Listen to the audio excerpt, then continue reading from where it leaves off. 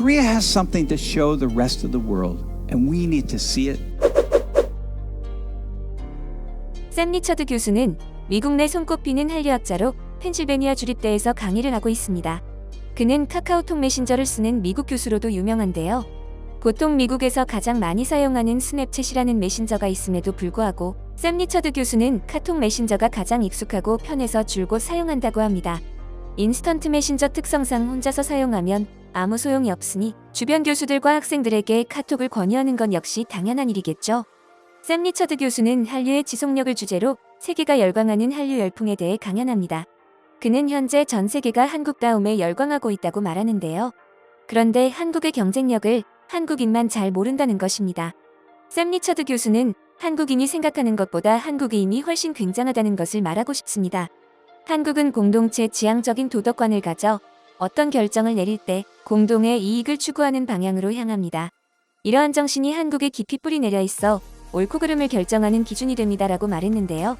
그는 또한 한국은 매우 독특한 문화를 가진 국가라고 했습니다. 다른 사회와 비교했을 때 한국만이 유독 타인과 협업하려는 지가 강한 특성이 있다는 것이죠. 공동체의 힘은 한국과 같은 문화적 특성을 가진 조직에서 발휘된다고 주장하는 그는 인류가 당면한 문제를 해결하기 위해 한국이 움직여야 하는 이유가 바로 여기에 있다고 했습니다. 인종, 성별, 문화 등을 다루는 리처드 교수의 강의는 매 학기 1000여 명의 학생이 수강합니다. 이는 미국에서 가장 큰 규모의 강의로 꼽히는데요.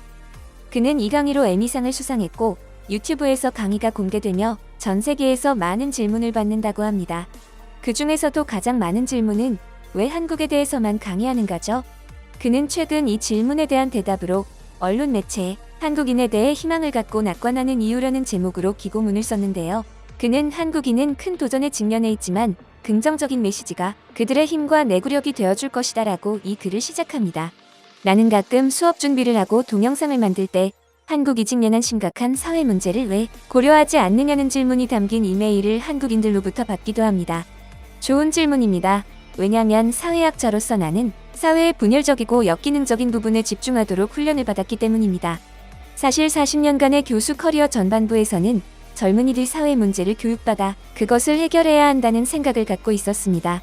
하지만 시간이 흐르며 교수로서 나의 역할을 보는 관점이 바뀌었습니다. 그리고 요즘의 내 강의는 주변 세상에서 목격하는 경이로움과 놀라움의 영감을 받아 학생들을 가르칩니다. 주로 한국에서 일어나는 일과 한국인들이 벌이는 일들이 그것입니다.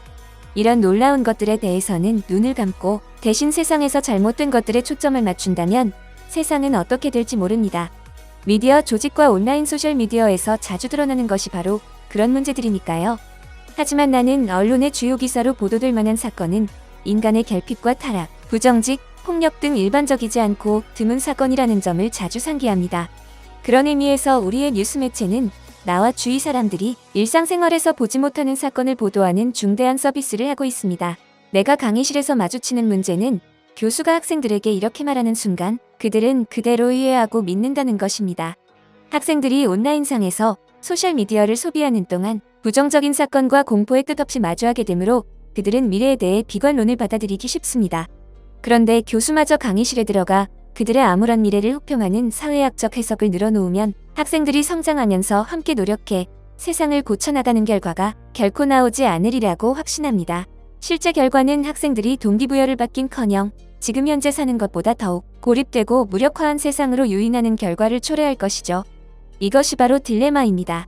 복잡한 인류의 문제에 대한 효과적인 해답을 내려면 늘 사람들이 관심을 공유하지 않는 타인과 함께 힘써야 하기 때문입니다. 분열되고 서로 불신하는 사람들은 주위에 있는 것을 파괴하려는 경향이 있습니다. 그들은 공익을 위해 함께 대응하고 건설하지 않습니다. 최근 서울을 방문했을 때 나는 2번의 강연에서 이 문제에 대해 이야기했습니다. 한 번은 기후변화에 대해 토론할 때였습니다. 사람들이 함께 노력하며 지구의 미래를 자기 가정이나 사업체, 국가의 이익보다 우선시해야만 효과적인 대응이 나올 것이라는 강연이었습니다. 개인의 미래가 타인의 미래와 하나라는 신뢰에 의해서 제대로 운영되는 사회 및 경제 복지 프로그램이 있어야만 선진 국가들이 번영한다고 토론했습니다. 나는 한국인들도 내 학생들과 똑같을 것이라고 기대하고 강의실에서 하듯이 최대한 긍정적인 메시지를 던집니다. 그리고 그것이 중요하다고 여기는 까닭은 다음과 같습니다. 나는 매일 한국인들로부터 이메일을 받고 있습니다. 그중 한두 통 정도는 내게 왜 한국의 사회 문제를 다루지 않는지 이유를 묻는 메일입니다. 그 밖에는 한국에 대한 긍정적인 이야기에 감사한다거나 좋은 영감을 줘서 고맙다고 인사를 하는 메일이 하루 15통 정도 옵니다. 내가 한국어로 만든 동영상에 달린 수천 개 댓글 내용도 이렇게 1:15 비율이 유지되는 듯합니다. 여기에 주목할 필요가 있습니다. 나는 강의 시간에 한국뿐 아니라 여러 나라에 대해 이야기하고 전 세계를 돌아다니며 많은 사람들에게 강연합니다. 어디에 가서 어떤 문제를 논의하든지 나는 긍정적인 자세로 청중들에게 그 나라와 문화에 대한 낙관론을 심어줍니다. 하지만 한국인처럼 자부심과 자긍심을 느끼고 희망적으로 반응하는 사람들은 어느 나라에서도 본 적이 없습니다. 그 자부심에는 여러 가지 역사적, 사회적 이유가 있지만 한국인이 자신의 나라에 대해 느끼는 국민 정체성은 깊고 심오하다는 사실이 큰 몫을 차지합니다. 이는 한국의 대단한 희소식입니다.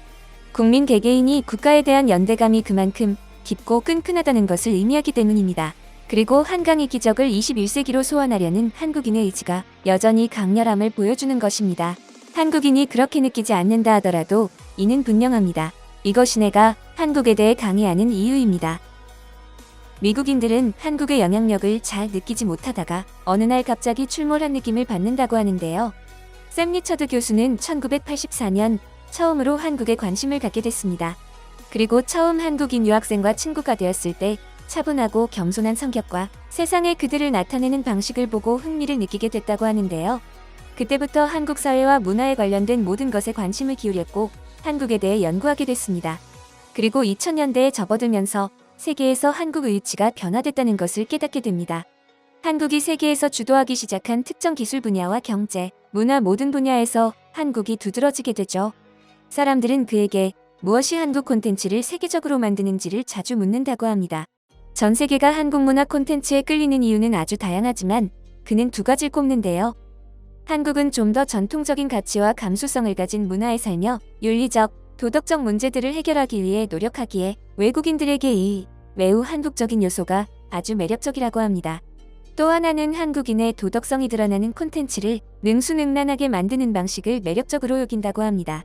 북미와 서유럽 사회의 도덕 질서는 심각하게 무너져버렸음에도 불구하고 가슴 깊은 곳에서는 여전히 공동체 중심 질서를 추구하는 한국의 모습을 부러워할 수밖에 없다는 것이죠. 이것이 사회학자로서 그가 분석한 한국이 세상을 사로잡는 방법이며 샘 리처드 교수가 강의실에서 한국에 대해서 강의할 수밖에 없는 이유입니다. 감사합니다. 여러분의 소중한 의견을 남겨주세요. 바쁘시더라도 구독과 좋아요 부탁드립니다. 지금까지 단골이시였습니다. 시청해주셔서 감사합니다.